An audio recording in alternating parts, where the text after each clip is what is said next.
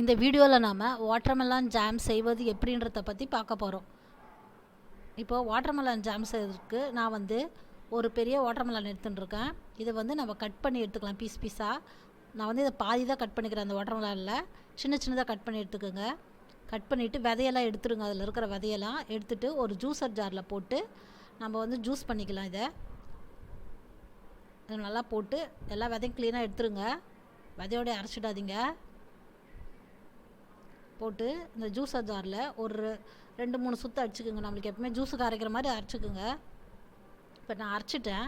இதை வந்து ஒரு கிண்ணத்தில் எவ்வளோ அளவு இருக்குதுன்னு பார்த்துக்கணும் முதல்ல நம்ம. ஏன்னா அது அந்த அளவுக்கு ஏற்ற மாதிரி நம்ம சக்கரை போட முடியும். இது வந்து எங்களுக்கு வந்து இந்த கிண்ணத்தில் ஒன்று ஃபுல்லாக வந்திருக்கு. இப்போது நம்ம ஒரு பேன் எடுத்துக்கலாம். பேன் எடுத்துகிட்டு அந்த ஜூஸ் எடுத்து அதில் ஊற்றிடுங்க. ஊற்றிட்டு அதை நல்லா கொதிக்க விடணும். இது பாருங்கள், கொச்சி வருது. ஒரு 5 நிமிஷம் 10 நிமிஷம் போல் கொதிக்க விடுங்க. 5 நிமிஷத்துல 10 நிமிஷம் கொதிக்க வச்சிங்கன்னா கொஞ்சம் திக்னஸ் வரும். கலரி விட்டுட்டே இருங்க. இப்போ இந்த கொஞ்சம் திக்னஸ் வந்தோடனே நம்ம வந்து அரை கிண்ணம் சக்கரை போட்டுக்கலாம். நம்ம 1 கிண்ணம் ஜூஸ் எடுத்தோம், அதுக்கு அரை கிண்ணம் சக்கரை போட்டுக்கலாம். ஏன்னா கரெக்டாக இருக்கும். ஏற்கனவே வந்து நமக்கு வாட்டர்மெலானில் ஏற்கனவே ஸ்வீட்னஸ் இருக்கிறதுனால அரை கப்பு போட்டாலே போதும். இப்போ இதை நல்லா கொதிக்க விடுங்க. பாருங்கள், சக்கரை நல்லா கரைஞ்சி இன்னும் கொஞ்சம் தண்ணி ஆகும். தண்ணி ஆகிட்டு அதுக்கப்புறமா தான் நம்ம திக்காக்கணும். அதை இப்போ பாருங்க, ஒரு 10 நிமிஷம் ஆகிடுச்சு. நல்லா திக்காக வந்துடுச்சு பாருங்கள். பாருங்கள், நல்லா திக்காக வருது பாருங்கள். நல்லா கலரிக்கிட்டே இருங்க. அப்போ தான் அடி பிடிக்காமல் இருக்கும். இப்போ வந்து ஒரு 1/4 ஸ்பூன் அளவுக்கு லெமன் ஊற்றிக்குங்க. அதில் இவ்வளோ திக்னஸ் வந்த பிறகு அதை நல்லா கலரி விடுங்க. இன்னும் ஒரு 5 நிமிஷத்துலேருந்து 10 நிமிஷத்துக்குள்ளே நமக்கு ரெடி ஆகிடும்.